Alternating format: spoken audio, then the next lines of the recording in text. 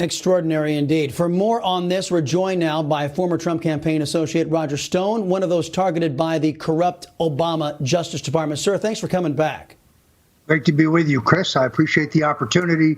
My heart goes out to General Flynn. He's the only person in America who I think got screwed worse than I did by what was clearly a political witch hunt, an inquisition that had no basis in fact or law. There was no Russian collusion. There was no improper activity by Donald Trump's campaign.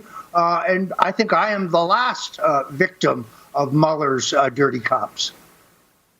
General Michael Flynn's case, a federal appeals court will hear arguments tomorrow about whether to force this liberal judge who, apparently doesn't know what he's doing, keeping this case alive, to finally drop this case. What are your expectations on this? Well, first of all, Judge Emmett Sullivan does not have the legal authority to appoint former Judge John Gleeson, who as a prosecutor had a wide reputation for corruption, by the way.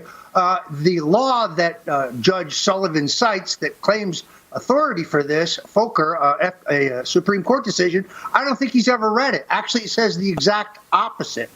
When the government and the defendant both want to drop the case, and with the extraordinary proof that Mike Flynn was set up, that this was a political agenda, that he committed no crime, it is time to let this man go and get back to rebuilding his life. Believe me, I know exactly how he feels.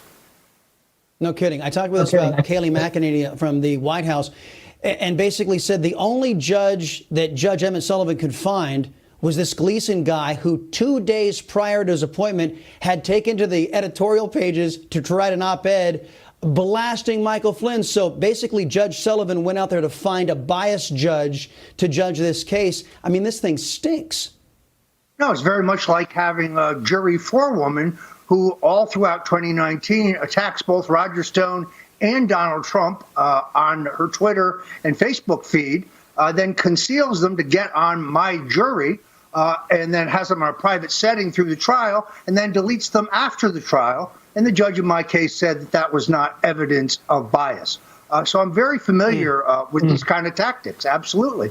General Flynn is a great American, a true American patriot. And his real crime was refusing to go along with Barack Obama and denouncing Islamic terrorism and the danger that it poses to America.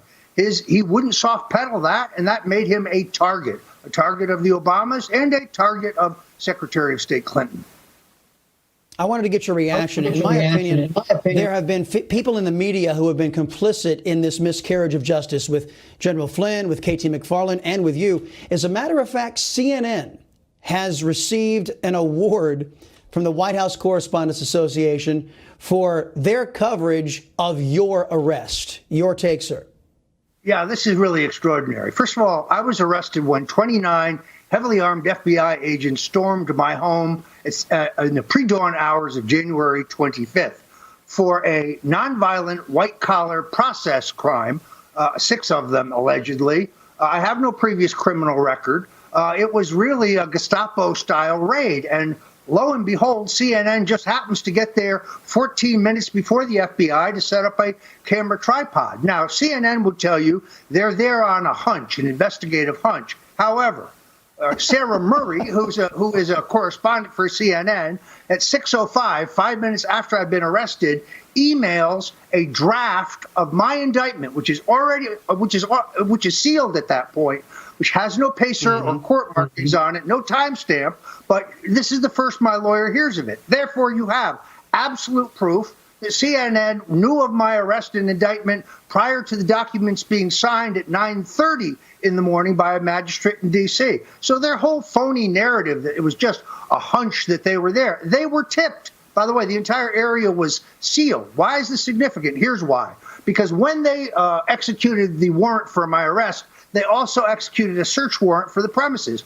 The leaking of the execution of a search warrant is a felony. It is a serious federal crime. So whoever leaked this to CNN and whoever received the leak are guilty of illegal activity. I don't think they should be getting an award for that. The whole purpose of my raid was ridiculous. I would have turned myself in voluntarily. They spoke to my lawyer the day before I was arrested. Instead, they had to put on this circus. It cost the taxpayers $1.1 million just to make me look like a villain. It was extraordinary. Yeah. Well, you know what? And nobody out there believes that CNN is at all that good. They really do stink at journalism. They really do. Last thing, I only got about 30 seconds because I got to get you on your way. What is the latest on your case? Well, at this point, neither the Bureau of Prisons nor the U.S. Attorney's Office in D.C. seems inclined to extend my surrender date of June 30th. So absent some action by the president, some action of clemency, I will be headed to a COVID-19 infested prison just weeks from today. My family and I are praying. We ask for the prayers of the Newsmax watchers.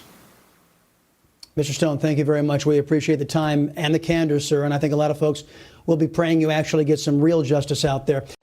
You just watched Newsmax TV, America's fastest growing news channel, now in 65 million homes. Get Newsmax TV on all the major cable systems or go to newsmaxtv.com and click on the Find Newsmax tab to locate us. Remember, Newsmax TV, we're real news for real people.